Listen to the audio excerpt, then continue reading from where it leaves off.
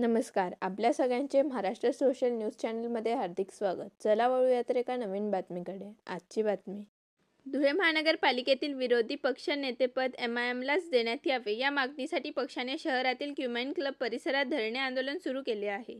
इर्शाद भाई जागीरदार यांच्या नेतृत्वाखाली नगरसेवक आणि कार्यकर्ते आंदोलनात सहभागी झाले आहेत.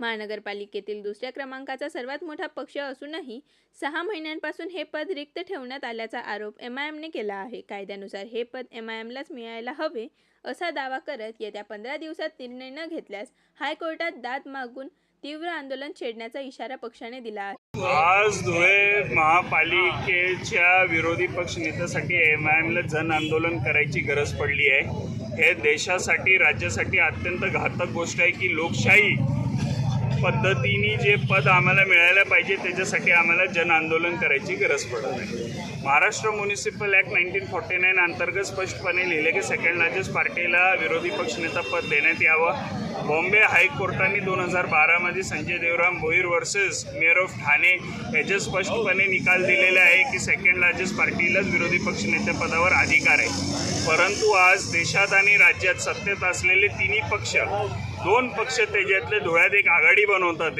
आणि त्यांच्याशी संख्याबळ नसताना सुद्धा गैरसंवैधानिक वापरणी आमचा हा विरोधी पक्ष नेता पद हिरवायचा प्रयत्न करत आहे. मी आपल्या माध्यमातून जनतेला सांगू इच्छितो की MIM पार्टी ही लढाई न्यायपालिकेपर्यंत लढन आणि आम्हाला न्यायपालिकेवर पूर्ण विश्वास आहे की आम्हाला न्यायपालिकेकडून न्याय मिळेल आणि धुळ्याचा विरोधी पक्षनेता हा MIM पक्षाचा बसल्याशिवाय राहणार नाही. आम्ही ही लढाई लढत राहू हे मी आपल्या माध्यमातून जनतेला विश्वास देऊ इच्छितो.